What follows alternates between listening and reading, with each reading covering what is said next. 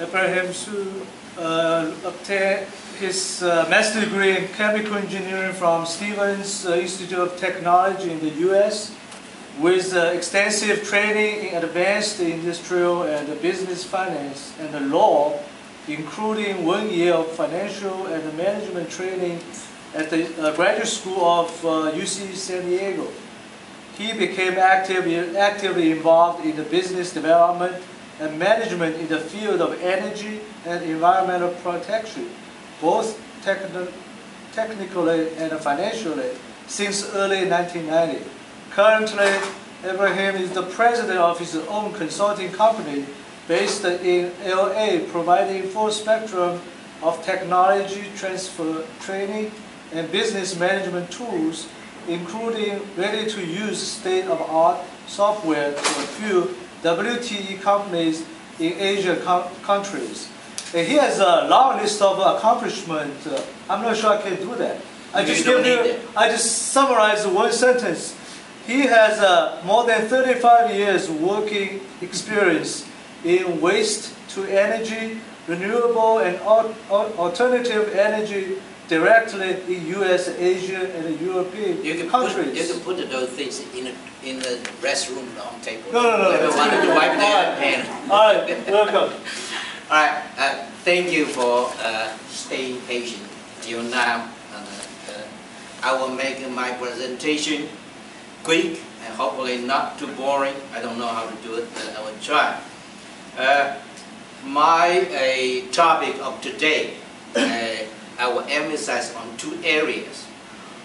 First part, I'll give a very brief overview of waste-to-energy industry and its current worldwide status.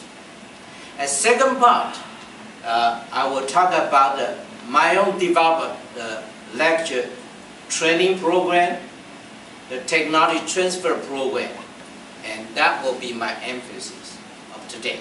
All right? With that, let me start. How does this work? Just press the button and move the second. Okay, this is my company. I just started because I just returned from last year from China and started my own company now, helping that the few clients in Asia, including the World Bank, to help the worldwide project application. All right. Now let me start with talk about a waste to energy very briefly. What is waste to energy? What is that for? And what is the status? All right. Sorry, some of the slides are in Chinese because I did this a lot. This lecture talking in Asia, in China, Taiwan, Singapore, Hong Kong. So, but basically, in an urban city, you generate the municipal solid waste on the left-hand side, and it goes through a whole bunch of intermediate, the recycling, reuse, transfer station, eventually go to either incineration or landfill. Some are reutilization, but main two disposal outlet is incineration and landfill. All right. This is just selected from one of my lecture topic. You can see that that's why I still have a topic numbers, but I just randomly choose a few in order to give people a very brief idea about waste to energy. But waste to energy here, we are talking about basically converting your household trash, turning that into useful energy, electricity. All right. There are many ways to do this. We say that the landfill, recycling, then even for the thermal destruction, thermal conversion, there are gasification, pyrolysis, combustion. Even combustion, you have the rotary kiln, you have fluidized bed, you have mass burn. But all this mass burn waste to energy is the mainstream worldwide. Now, as a marketing person, we talk about the waste to energy has three advantages. One is climate change advantage, one is energy security, one is create jobs. But let me give a very quick summary of this. By United Nations, that a board, they agreed burning 1 ton of trash, you have that the net effect of reducing 1 ton of CO2. And with waste-to-energy project, you basically have a local energy security. You don't have to depend on the power grid. And then during the construction, you create 700 to 1,000 construction jobs. And during the 30 to 50 years long-term operational time period, you generate 80 to 100 permanent jobs. Now, burning 1 ton of municipal solid waste, you also generate roughly 200 to 400 kilowatt hour of power, and you can recycle 20 kilogram of metal, and your original MSW waste volume is reduced down to 10%. Now this is very complex, but basically to explain why that the burning 1 ton municipal solid waste, you can achieve the net effect of reducing 1 ton CO2 basically is to avoid using the fossil fuel to generate the same amount of power, as well as avoid the landfill, which is to generate the methane, and that has higher potential. By doing all this add together, you have achieved that net effect. This gives you a rough idea that the burning half tons of wood, 1 ton MSW, and 20 gallon bioethanol, 400 cubic meter landfill gas, 1 barrel oil, or a quarter ton of coal. They basically generate the same amount of steam and produce the same amount of electricity. Alright. I said earlier, waste-to-energy mass burn technology is the mainstream now in the world. This is most reliable. Is called mass burn stoker technology. And generally, people agree it started in Europe 110 years ago or 115 years ago. By year 2010, there are more than 1,000 medium to large size waste-to-energy plant in operation, and burning more than 200 million municipal solid waste a year, generated 125 million kilowatt hours electricity, and enough to power 30 million households need. Modern waste-to-energy plants use all kinds of state-of-the-art air pollution control system to clean up the flue gas. There's a lot of detail, but basically that's the best available. Compared to the coal-fired power plant, compared to the fossil fuel-fired power plant, this is basically the best. Use DNOx, dioxin control by activated carbon, using line injection to neutralize HCl and SOx, but using the backhouse back filters to remove particulate. Basically, you can achieve 0-watt discharge by recycling and reuse. And the fly ash going through the solidification and the chemical fixation, and the bottling ash is recycled and reused. Alright, this you can skip, that's too complex. This is a statistics of 20 major countries in the world, and the data is somewhat old, it's only up to 2005. This is including 14 European countries, United States, and 5 countries or economic regions in Asia. This whole table basically say roughly by year 2005, 50% of the waste are landfilled, 25% are handled by waste and or incineration. The other 25% is by recycling, reuse, or composting. Okay, these are I magnify these 5 country or economic regions in Asia. These are the area that has higher waste-to-energy application, including Taiwan, Singapore, Japan, Korea, and I single out China, because that China at that time, the data was 2005, and that incineration rate was very low, but China increased very quickly. But these are other countries. Taiwan, Japan, Singapore, basically all the waste are handled by incineration. Korea by landfill with 20% incineration. Now, China, I want to talk about separately. China is a very big place and it changes very fast. China is a country with 1.3 billion population, more than 160 cities with population greater than 1 million, which we consider suitable to host waste-to-energy projects. GDP by year 2010, based on a purchasing power parity adjustment, it's roughly $7,500. This kind of economic strength is enough, supposedly more than enough to support a modern waste-to-energy plant.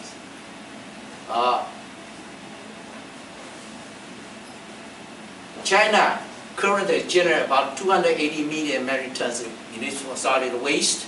80% of that are generated mainly in the urban areas, and with only 70% are genuine collected effectively. Okay. Government may talk about a higher collection rate, but they are not genuine. As of December of 2012, there are about 130 waste-to-energy plants in China, including mass Stoker technology and circulating fuel display technology are in operation, capable of handling approximately 76,000 metric tons per day of municipal solid waste. Currently, as we talk now, China has about 100 additional waste-to-energy plants are under construction or under advanced development stage, meaning construction already started and get somehow stopped because the residents protest. China government plan is by year 2030, they want to have 30% of the waste generated be incinerated using mass burn technology, which will convert to equivalent to 500 waste-to-energy plants, each one rated at 1,000 metric tons per day. And current China's a moving trend is go with the privatization. That means for private enterprise to invest to own and operate waste-to-energy plants. China also have those policies incentivize for people to invest on waste-to-energy plants, including value-added tax refund, guaranteed subsidized price for purchased electricity. Generally speaking, people consider China is the largest market in the world for the next 10 years. But that only means that for the tonnage of the waste to be treated, but not necessarily means the profitability, not necessarily means the revenue or the profit that you'll be. That's not the largest market yet. Okay, this is an update of current waste-to-energy market in the world. By mid-2013, in Europe has 520 waste-to-energy plants. 25% of entire Europe, including Western, conventional Western and the Eastern Europe, 25% MSW is treated by waste-to-energy, burning roughly 100 million tons per year. On a worldwide basis, roughly in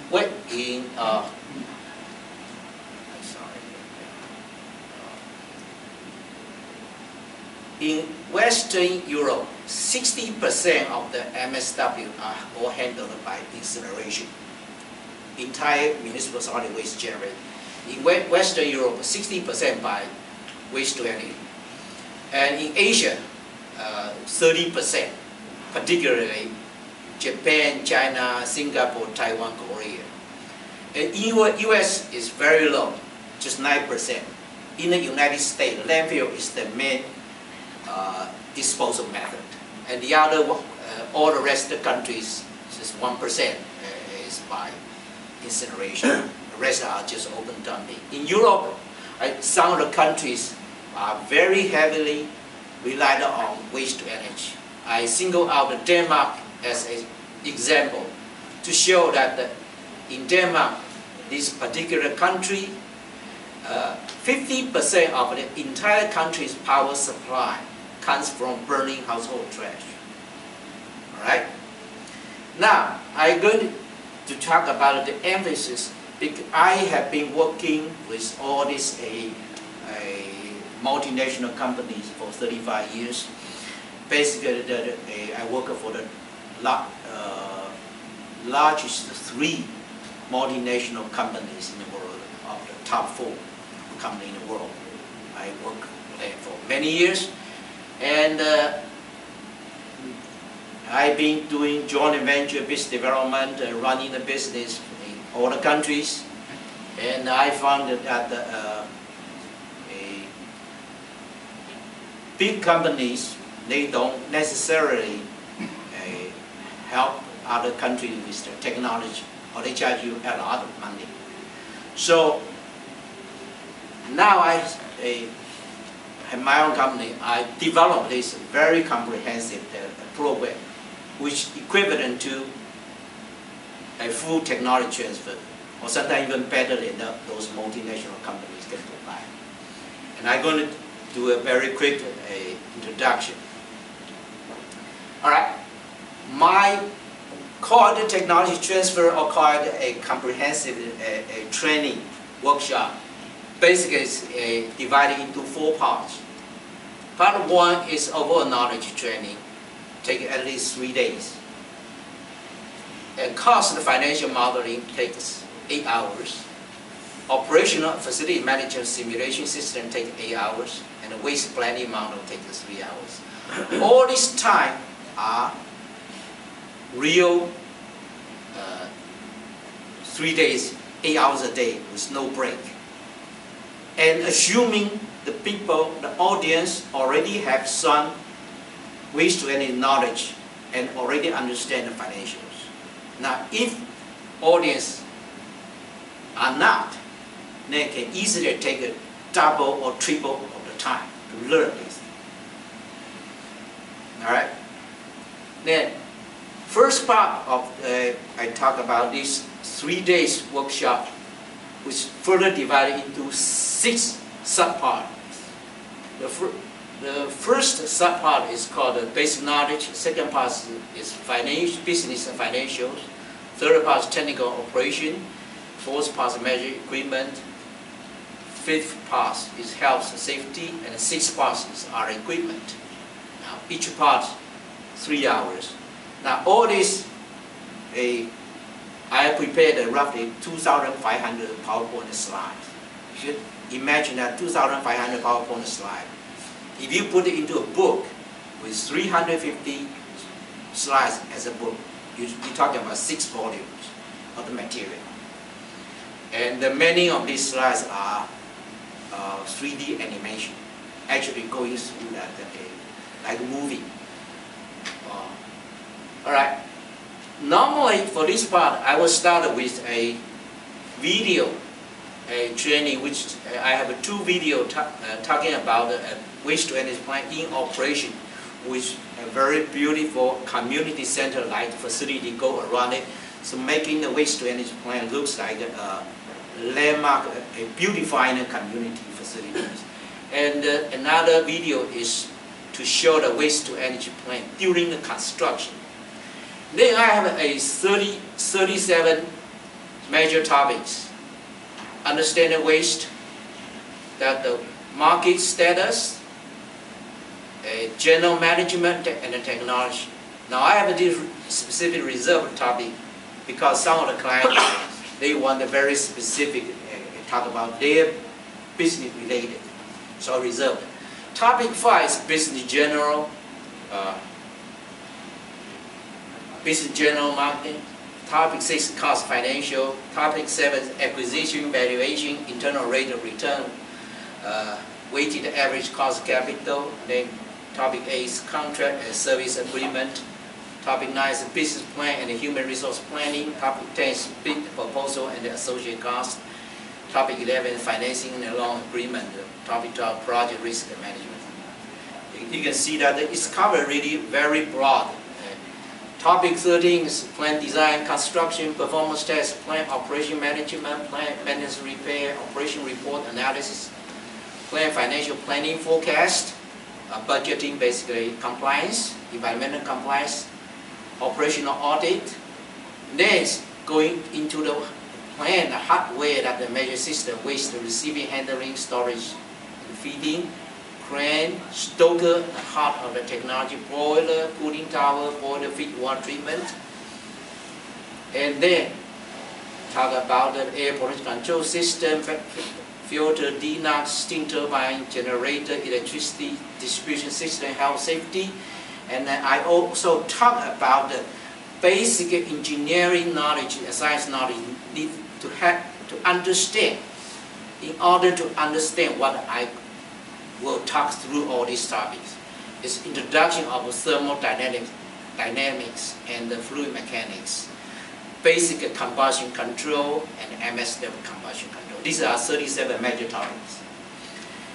All right. Now each topic typically will have a 10 subtopic, but I will go into that later. This is the cost and financial models. Okay, this actually is Excel program, very, very large. You'll be talking about 50, 60 worksheets, and each worksheet has many subsheets. But you will talk about a structure, structured model, input, output, sensitivities, cost, OM cost, operation maintenance cost, financial output model, operational model, and project cost, meaning estimate how much to build a plant, and BOD, investment returns, algorithms, assumption, tax rules, and also tax treatment between the investor, owner, operators. Now you can see that all this model or knowledge training I'm going to conduct, including the Excel program. Now, the Excel program I developed are flexible, user-friendly, and very powerful. For example, this one, it actually shows you the cash flow diagram. Depends on your input. In other words, your user can define your roles and the responsibility you want to play in this project. Then the program will generate this kind of diagram to show you how cash flow to different places. And it takes about 4 hours to learn and to run this kind of program. This is a operation simulation program. Okay, again, this is very complex, but showing that the input plant operational data and they give you the immediate results. And this immediately result. Actually, there are artificial intelligence behind. It's very complex to explain to you, but it's not doing a simple calculation. But it will make a judgment whether your input data is sufficient or not sufficient, correct or not correct, fake or genuine. And it will make a correction adjustment for you and give you the true output of the plant operating conditions.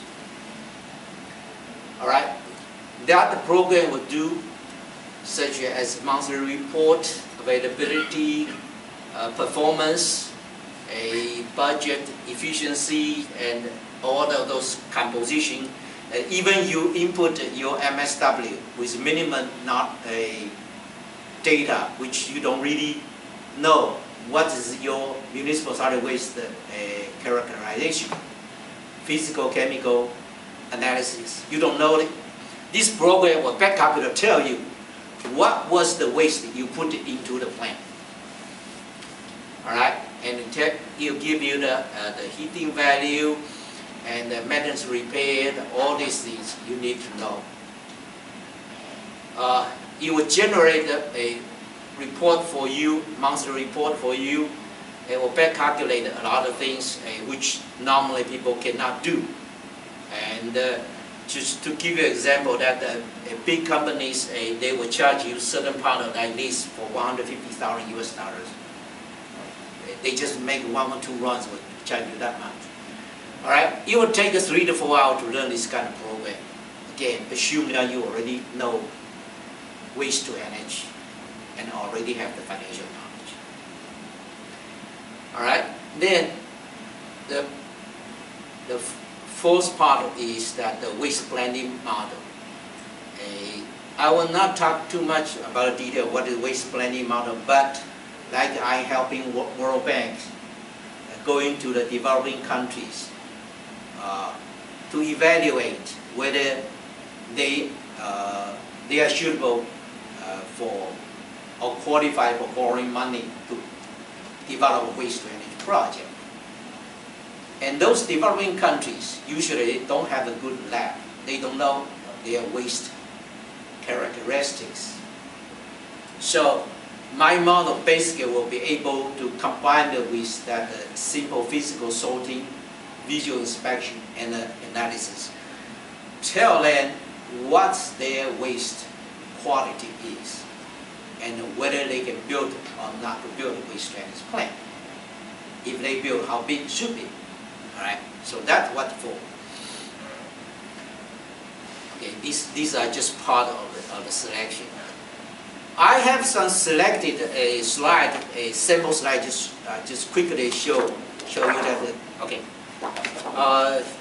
during my lecture, you can see, like for example, understand the waste. I will have many subtopics, and I'll go over this kind of apparatus used for sampling analysis.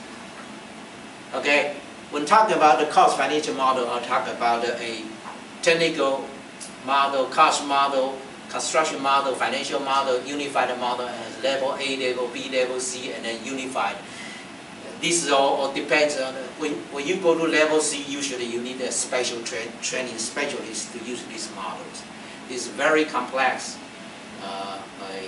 You're talking about million US dollars to develop this kind of models. Okay. A financial model that the basic structure is like you input a certain waste, your borrowing interest rate, the construction cost, and waste quality, and the model will calculate the operation maintenance cost, the power output, the revenue, interest during construction, and generate the income statement, cash flow, balance sheet, and then give you return investment. And in parallel, they'll do a whole bunch of sensitivity analysis and detailed year-by-year maintenance repair. Like for example, topic a contract service agreement, I will teach about the letter of intent, memorandum understanding, term sheet, consortium agreement, confidentiality agreement, acquisition agreement, subscription agreement, joint venture agreement, then project agreement, including the BOD, BO agreement, disposal agreement, power purchase agreement, waste disposal agreement. All these agreements are hundreds of pages. And I will use a lot of this kind of financial result to show that the risk of, and also the capacity for borrowing money, the various financial cover ratios, like this one show the debt service cover ratios, and how, because a lot of banks or investment banks look at those numbers. Alright, these are the design, and the design, there's two parts of design. One part design for proprietary design, which is you spend less man hour, but the charge allow you more money. The other part of design is conventional design, civil engineer, civil, electrical, mechanical design, which is you spend many man hours but charge much less. Okay, and usually people say technology transfer. They only talk about this kind of proprietary technology transfer. My program will generate the flow diagram for you, and it will generate a whole bunch of mass energy balance data calculation. These are the sample slides used to talk about the construction. This is a typical EPC contract, and these are the team arrangement. These are the level A schedule. And when talk about the